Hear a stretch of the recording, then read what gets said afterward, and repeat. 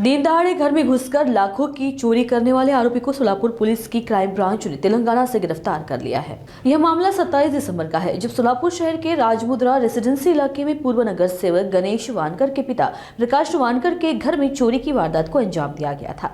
आरोपी ने घर में कोई मौजूद नहीं होने का फायदा उठाते हुए करीब 15 लाख रुपए नकद पर हाथ साफ किया। इतना ही नहीं, सबूत मिटाने की नीयत से आरोपी सीसीटीवी का डीवीआर समझकर वाईफाई राउटर भी अपने साथ ले गया। मामले की गंभीरता को देखते हुए सोलापुर अपराध शाखा की टीम ने तकनीकी जांच और गुप्त जानकारी के आधार पर आरोपी मोइन दुधेकुला को तेलंगाना से दबोच लिया। पुलिस ने आरोपी के पास से 13 लाख रुपए नकद, चोरी किया गया वाईफाई राउटर और वारदात में इस्तेमाल की गई कार समेत करीब 20 लाख रुपए का माल बरामद किया है। फिलहाल आरोपी से आगे की पूछताछ जारी है और पुलिस यह भी जांच कर रही है कि कहीं वह अन्य चोरी की वारदातों में तो शामिल नहीं रहा है। दिनांक 27/12/2025 रोजी सलगर वस्ती पोलीस ठाणे हद्दीमध्ये एक दिवसाची घरफोडी घडली होती। त्यामध्ये राजमुद्रा रेसिडेन्सी दामोदर निवास या ठिकाणी फिर्यादी श्री प्रकाश वानकर यांच्या घरामध्ये एक अनोळखी व्यक्ती हा बंगल्याच्या मागील बाजूस कंपाऊंड उडी मारून चढून आतमध्ये प्रवेश करून 15,80,000 अशी रोख रक्कम त्यांनी चोरी केली होती। त्यामध्ये सदर बंगल्यातील रहिवासी हे बाहेर गेल्यामुळे त्याला ही संधी मिळाली होती।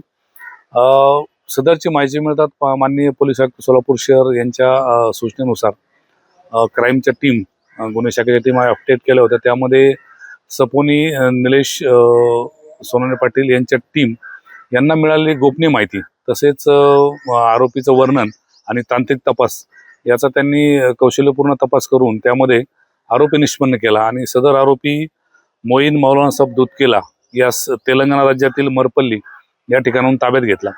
आरोपीला ताब्यात घेतल्यानंतर त्याच्याकडे जे तपास केला त्या तपासामध्ये त्याने सदर ठिकाणी चोरी केल्याचे कबूल केले आणि गुन्ह्यामधील मालमत्ता आहे ती देखील हस्तगत करण्यात आली आहे।